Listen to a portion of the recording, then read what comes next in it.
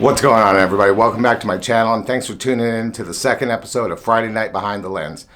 Tonight we have a very special guest from right here in Florida, Mr. Mike O'Leary from Big Air Photo and Film. Now, Mike has a really special story to tell, and he tackles this heartbreaking and tragic issue through his photography. But I don't want to give away his story. It's his story to tell. So without any further ado, let's please welcome Mike O'Leary from Big Air Photo and Film here in St. Petersburg, Florida. Hey, can you hear me? Yeah, can you hear me? Yeah, what's up, buddy? How are you doing? Hey, good. How are you doing, man? Nice to meet you. Yeah, nice to finally meet each other. I feel like I kind of know you, through all our social media contact, I was telling my wife I have other friends back home, but I probably feel like I know some of the people on our, our little circle there that well as I know people back home. It's weird. Yeah, I mean, what? We only live about 4 hours from each other, and yeah. But we've been following each other for what, a couple of years on Instagram. Yeah, definitely. Yeah, I think I've been on Instagram like 3 years, I think. Yeah, me too. Yeah, and then probably about 6 months on YouTube, right? Yeah, right on. Hey, cool video today. Oh, thanks. I'm glad you liked it. Yeah, definitely. Definitely kind of moving along. I mean, your blogging's getting so much better, dude. At first, you could definitely tell it's like a whole different game. I mean, it's great. It's great to see that transit, I broke my camera, the Sony ZV-1. Yeah, the other day. I saw that. Man, but my wife, who's amazing, said she had some money stashed away and got me another one. We're going to send the other one off to get fixed in the time being. So so awesome, though. Yeah, cool, man. So awesome, thank you so much for being here. Yeah, no problem. I'm glad to do it. And you got to see the episode last week with the Max and Adele. Yeah, no, and they seem really great too. And I went onto their page and followed them and stuff like that. They seem pretty cool. Yeah, definitely my style of people.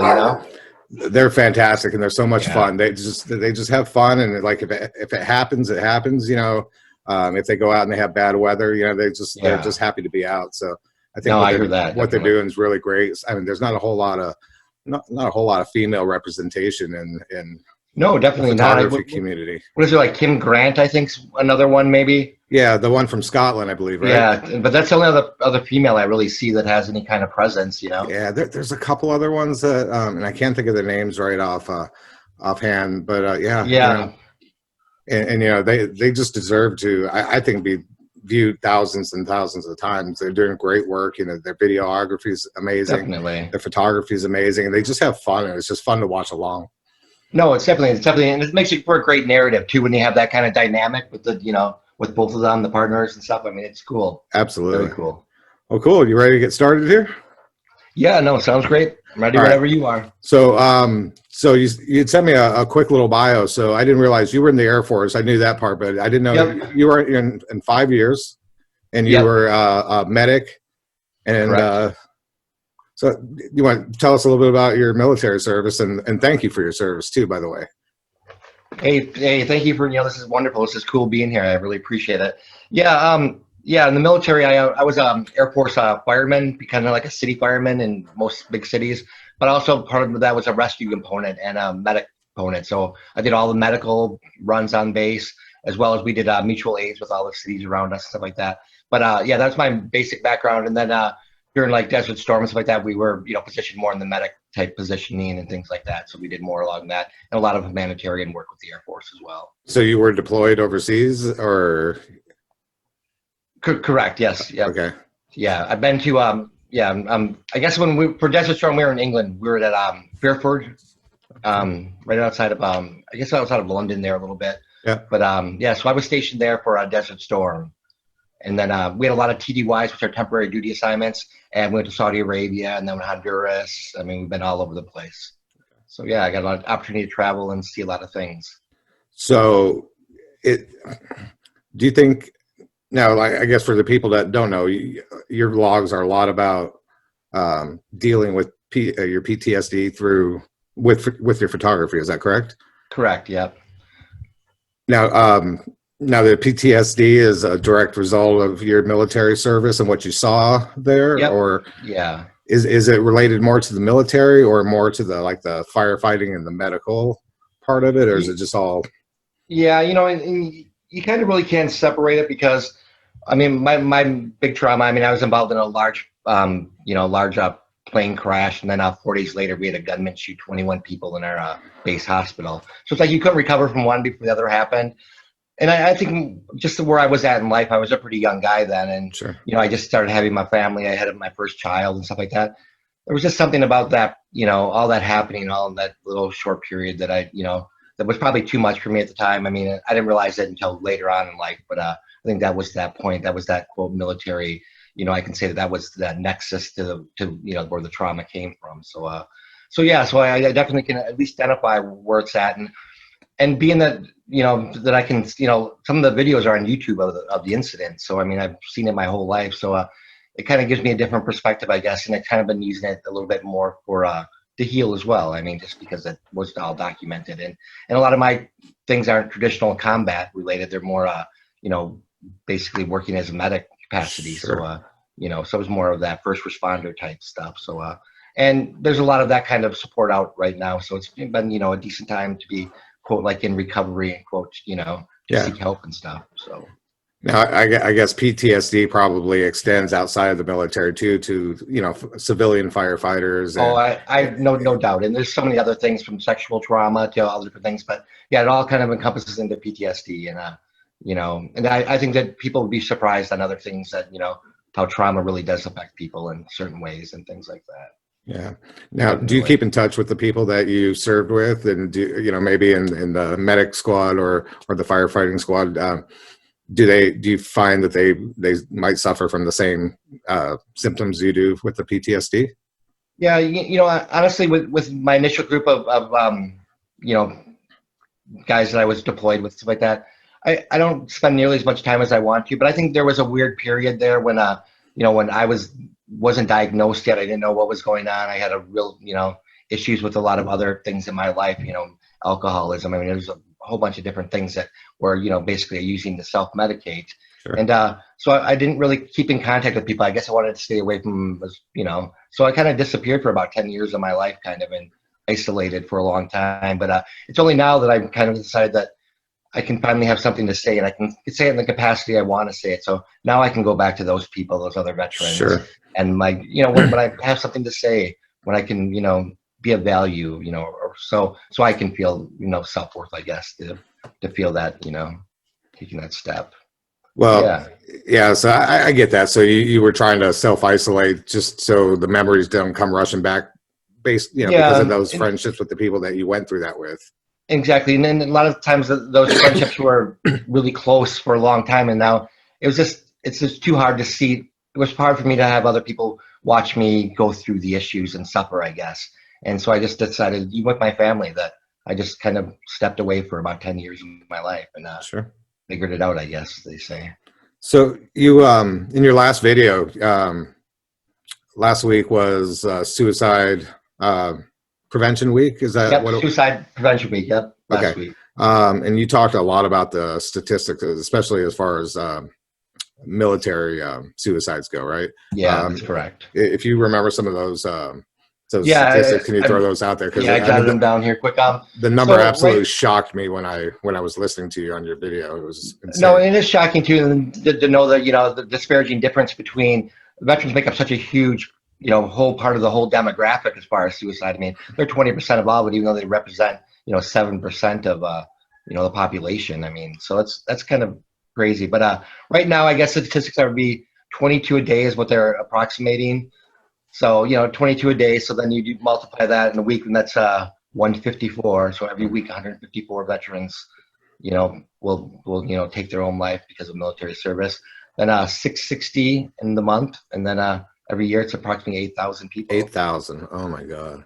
So in 5 years, that's like 40,000 people. That's more than Vietnam. That's more than Man, it's crazy. There were actually a time in Desert Storm where, that you had probably a better chance of surviving combat than you did coming back from that actual combat. That they had a unit there that had 50% of the people that died that year in that unit died by suicide, and the other 50% died of combat. So I mean, just as many people are coming back, as messed up as the people that were actually engaged in it. So I mean, it's pretty staggering. Those numbers are shocking. I mean, it's just unbelievable and that happens every year, every day. It doesn't ever stop. It's not like a number that I mean, it fluctuates anywhere between 17 and 24 is what I read last. So I mean, it is staggering, and I don't think people know about it enough either. I think that's kind of where that's a little awareness part of, I sort of that advocacy part of my channel that, like maybe I need to start saying some things because I can, and, Well, I don't know if you know the answer to this, but do you find is it spread out over the age ranges of people who serve, like are the older veterans from Korea or Vietnam, as opposed to Gulf War, Desert Storm, and Afghanistan? Is one group, I guess, committing suicide, unfortunately, at a higher rate than the others, or? Well, I think that it's always been there, but I don't think they ever really track the way they track now. So there may have been, some of those same numbers back, like in World War II, stuff like that. But as far as I know, and what I've been dealing with, people and researching with the VA lately, it's probably the last, probably 10 or 15 years of the big guess, where they kind of draw those lines and saying, from this moment on, this is kind of where we're at, Yeah. So it started back when I was in the military, so in '96. So I mean, it's been going on for a long time, and it's just now that we're like keeping track of it. I mean, sad. It again, it's shocking. It's something that you hear about, but you don't really, unless you're, I guess, directly involved in that kind of thing, you Sure. kind of just goes in one ear and out the other till you know somebody who's going through it. And like I said, it just really took me aback when I heard the statistics, because I just had never thought the number. I knew it was high, but I didn't know it was anywhere near. Yeah, no, it's definitely. So I don't want to skip over that too much, because I do want to talk a little bit about your photography. But is there anything Sure. else that you wanted to say concerning PTSD or the military, or anything out there? I'd like to, when this video goes live on Friday, I definitely want to flash up the numbers. Yep, and I'll send you an email tonight, and I'll give you the numbers and everything that I took in my last video. I usually write down little research stuff when I do my videos, so I'll see what I can find there and send you some things. Yeah, I'd like to put a graphic up on the screen for that, and then also put it down kind of in the description below. Okay, sure, good. All right, you want to talk about your photography a little bit then? Yeah, let's do that. Huh? All right. So, okay, so you got out of the military in '96. Were you into photography before that, or was that something you picked up after?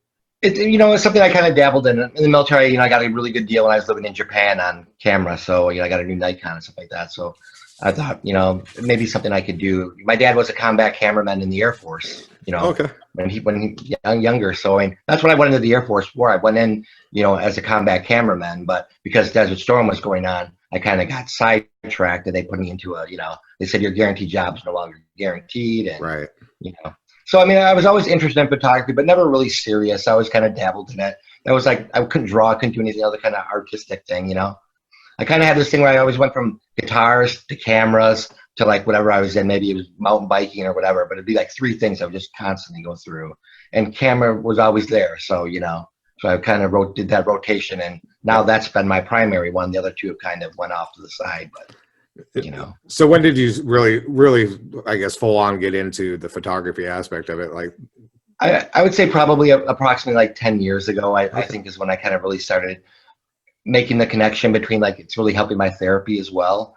So probably about 10 years I've been kind of dabbling, just kind of picking up the pace a little bit as I go, learning a little bit, and then having years off where I didn't shoot maybe even anything, but for the most part I've been trying to stay with it, the most, because I really enjoy it, and I really saw the benefit right away. So I and I really I like the artistic end of it too, because then here's another thing with PTSD too, is that I don't know what it is with the camera and stuff like that, but it's that the artist brain. You think on the other side of the brain. So a lot of times my PTSD is like in a loop; it just keeps spinning and spinning. Yep. So if I can break that spinning cycle loop, and somehow by going out and creating it and stuff like that, it must use the other side of the brain, obviously, because it kind of breaks that cycle and gives me a time to catch my breath. Now I know you play guitar. Is that correct? Mm-hmm. Yeah. Do you still do that too? And does that help with your PTSD when you do play? Yeah. I've been baritone ukuleles, dude. Nice. They're my new things now. So but I do. I still play a lot because it's just part of, I think, who I am. I think I don't know. It's like, you play music too, right? Yeah, absolutely. I think, and it's funny, a lot of us do. Like me and you both do. Paul Ferrace writes his own music. Paul's got his own. Yeah, he's got a whole channel, and I know Dave over in England plays guitar as well. So I think it's kind of a natural thing. I kind of gave up on the rock star thing a long time ago, but right. it's something that's also therapeutic for me, just to kind of get away and kind of get lost in that the same way I do with my photography. Yeah. So I think we're all kind of the same way. And it seems to complement my photography too, It kind of will add to the mood sometimes, just when I'm kind of into one. I mean, kind of a sense of what's a plane and stuff like that. I mean, it's been quite an indicator too of where I'm at, Absolutely. So, yeah, right on. So what kind of camera gear are you using right now? I think are you shooting Nikon? Is that what you're No, I'm shooting all Fuji. All so Fuji, okay. I made the switch from Nikon to Fuji, but yeah, right now I shoot with a XT3 and I have a XT20 that I do a lot of vlogging with and kind of my backup camera. And then I have an XT1 that I use for like I get really close to the water stuff, things in case, just in case I get that rogue wag or something. So. Yeah. But so I use those three, and I have a combination of just different zoom lenses stuff. Okay. Yeah, three. What's your favorite lens to use when you're out shooting? I probably shoot with the 18 to 55, that 2.8, just because it just seems to be like that mid-range kind of, and where I'm at too, there's so much open space that sometimes it's nice to have a little bit tighter field of vision, just so I can maybe focus on something and not. The gulps are pretty big, and there's not a lot of you don't have any stacks or anything like that, so you have to use a little bit closer field of vision, or I feel I do. I mean, with my stuff. No, I think you're right. You scare me a little bit sometimes getting down into the fresh water. Yeah, no, nice. I had a run in with an alligator about a little over a year or so ago. Yeah, and it wasn't as close as I make it sound, but in my head, it's, it was the scariest thing that ever happened. So, when I see people out there doing it, or even Adrian over in Australia, right, doing his thing, I'm always like, oh my God, there's. Yeah, all those exotic stuff I saw. Maybe a big snake fall out of the tree the last time Adrian did, or something. Yeah. Or two big pythons, or whatever they were. Well, and I know Paul Ferrace goes, tramping through the swamp like it's nothing, and I'm thinking, what's he gonna run into? No, and the thing with the water too is, at first it was something different that I did that nobody else was doing. Nobody else was stepping in the water. Everybody stands off to the side, and so then it's just become part of, I guess, my shooting style, and I could imagine not doing it now, So you've been doing what, about 6 or 7 months of like regular YouTube videos, is that correct? Yeah. Yep. So I think 7 months I've been doing. I was going to every 2 weeks there for a while, and now the last probably 2 months I've switched every week. So yeah, I went back and watched your very first one, and it was like all of ours. They start out pretty short. And the content. While it was cool for the time, you've really grown over those 7 months. How do you feel like your style's changed and your content's changed? How do you feel like that's going for you? Yeah, I think for the most part I'm pretty satisfied. I think that I think my confidence is a lot more. I mean, I feel a lot at ease doing the vlog and stuff like that. I don't have a problem as much as I used to in front of other people vlogging. So I mean, that to me has been the biggest hurdle to kind of overcome. And now I guess I'm just trying to look to kind of add value to my channel a little bit. I haven't decided, am I going to go kind of more the teaching skill type thing, or am I going to go more of the adventure and that kind of thing, and talk more about the spiritual side and, things like that. So so that's where I'm at right now. I'm kind of figuring out where that groove is, but yeah, from the beginning to now, I don't think you can really compare it. I mean, I think my photography is worse now because I'm doing a lot more of this.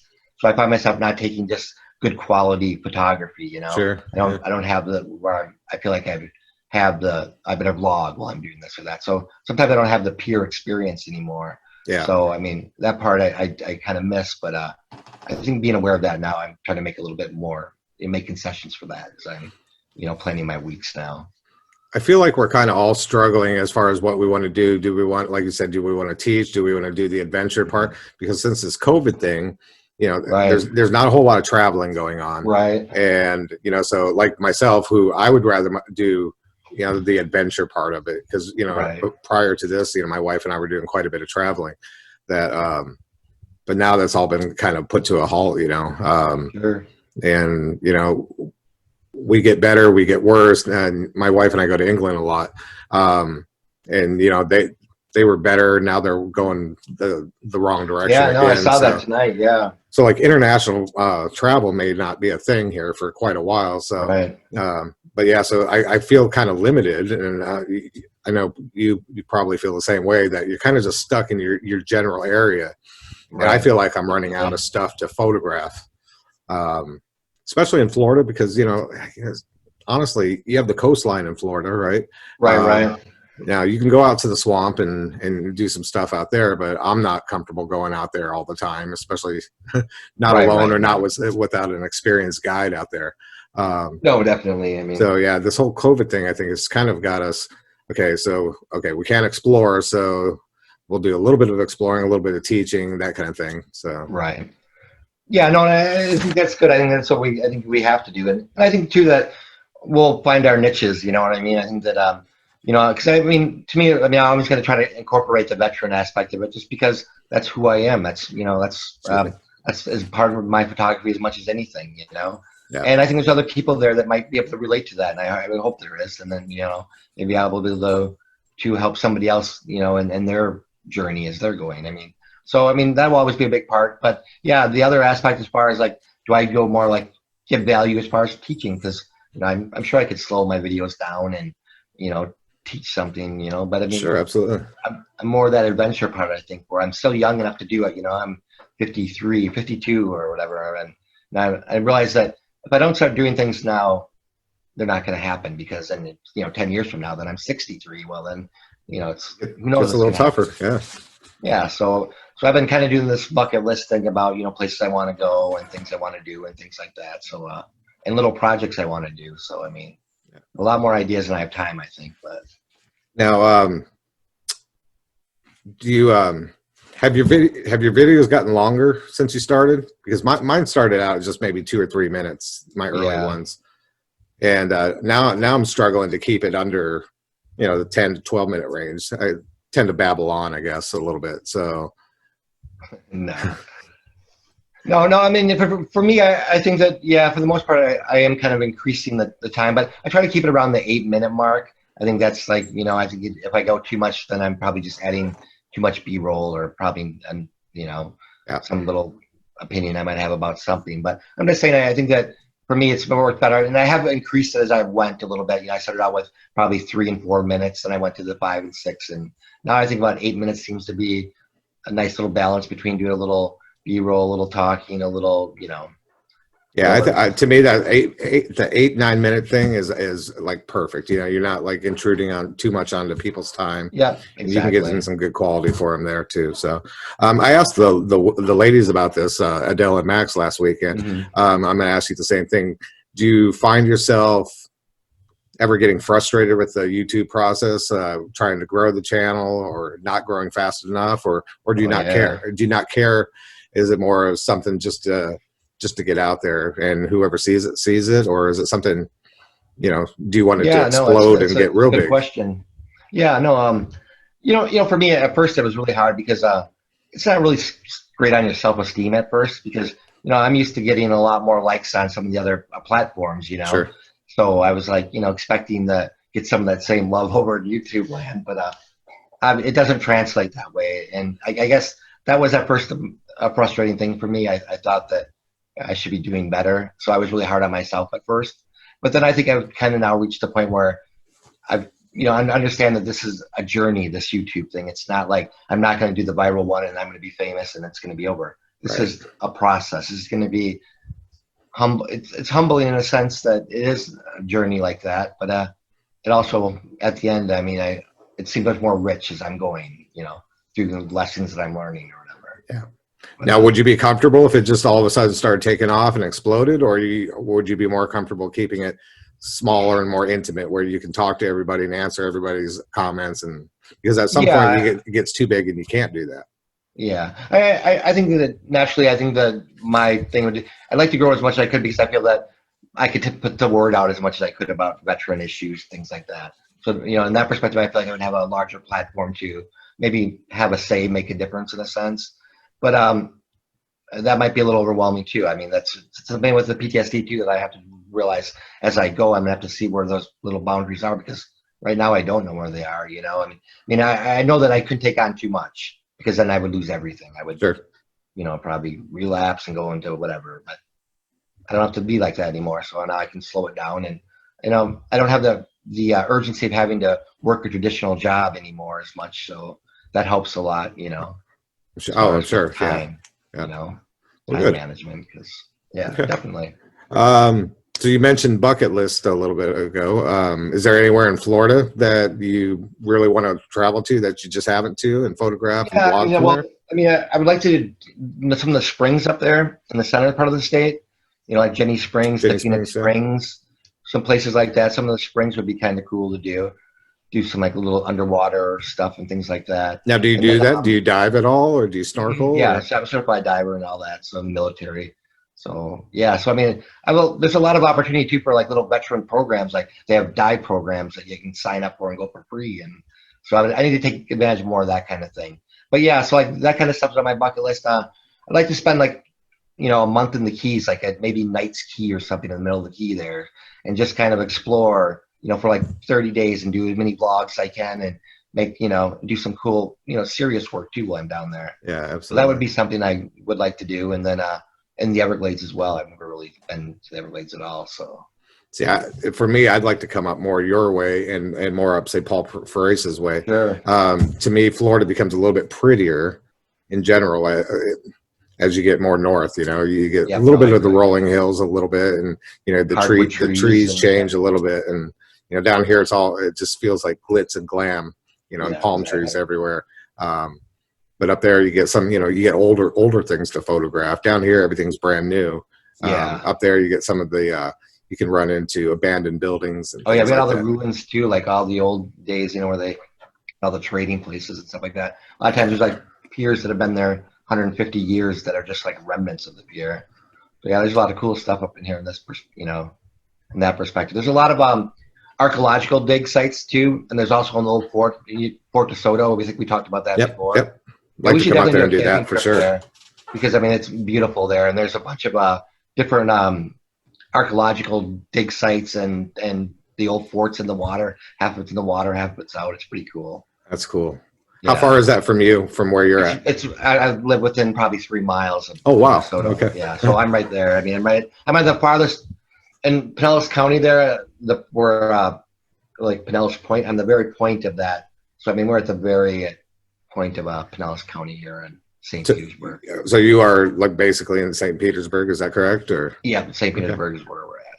And then Tampa's just right across the big bridge there, Across right? the bay. Yeah, Yeah. it's probably about 30 miles away, approximately. If you drive it, but Are you getting any of the weather from this hurricane? Is anything happening up there? yeah, I was going to ask you the same. No, honestly, we thought we were going to get a little bit more today. They're talking about as it heats up and stuff in the Gulf that we'd get a little bit more of those wide feeder bands and stuff, but we honestly haven't got anything today. I mean, got a little bit of rain this morning, but Yeah, I think the Panhandle is going to get some good weather. It's not going to it it's not going to hit it directly, but I think they're going to get a bunch of rain. Yeah. And Louisiana's going to get it too. Like they don't need that, No, I think I just saw that the track shifted just a little bit more to the east, so I think it's going to kind of slice in, but slide past New Orleans, luckily, and then hit, unfortunately, Mississippi, the coastline there. But yeah, I thought you might be getting some good surf. No, I thought maybe too. I was going to go out and do a little vlog or something, but it was nothing. I mean, there's not even any big winds or nothing today. It's kind of strange, almost eerie, because you thought for sure that I can see it on the radar. It looks like it's running right through us. Oh, it's huge. Yeah, but no, we haven't really got anything. Yeah, we had one day as it passed through. I mean, it kind of came right on shore, like down in Miami, Coral Gables area. We had about 50-mile-an-hour winds, wind gusts anyway, not sustained winds. Right. But I went down to the lighthouse here, and it was blowing around pretty good. Yeah, I didn't have a wind reader on me, so I don't really know how much. I would say 25, 30 mile an hour sustained. But after being in that for a while, you just don't realize how hard, difficult that is to stand up in 25, 30 mile an hour wind when it never stops, Yeah, but it was a lot of fun too. I've been through enough hurricanes. Yeah, I'm sure you have. Definitely. Whew. All right, Mike. So we're kind of running out of time with our Zoom meeting here, unfortunately. But definitely. If you could send me some information on the suicide awareness lines. I'll send you the 800 numbers, and and I think that's I'll see what else I can find in my notes or whatever. But I'll send you something up, and that way you can get Yeah, I'm going to put the graphic up on the screen. Like I said, I'll put it down in the description below too. And for everybody who's watching, I'm going to put all Mike's information down in the description below. I'll probably even put a little card up there. Click on that, give him a follow. This stuff's fantastic. And, I've been like I said, I've been following him on Instagram for about 2-3 years now, and just love his stuff. It's relaxing. It's pretty mellow. Some of the most beautiful, it kills me. You live on the west coast of Florida, but you get some of the most beautiful sunrises over there. It's that point, that Pinellas Point. I live both sunrise within 2 minutes of me. I can go sunrise or sunset. And that's something that doesn't really happen over here. We have a hard time. You have a hard time finding a place to get a clear view of the sunset. Yeah, nice line of sight. You got the best of both worlds there. Yeah, I don't know which one's slick. All right, well, hey Mike, it was so fantastic to meet you. I'm so glad you got to tell your story a little bit. I wish we had a little bit longer to do it. No, thanks, and I appreciate having the platform here. It's an important topic, and again, people that aren't directly involved, I think it kind of, they know about it, but they don't realize how much it impacts the people that have served us and protect us. And you come back, and like you said, sometimes it's more dangerous coming back than what you're actually involved in while you're in the service, and that's just heartbreaking. It's tragic.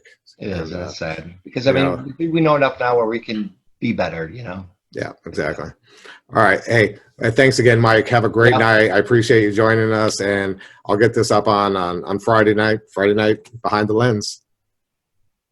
All right. Hey, thanks everybody. All right. Good night. Thanks, Mike. Appreciate you. Have a great night. Yep, I'll talk to you later. Okay. All right, Paul. See you soon. Bye. Bye.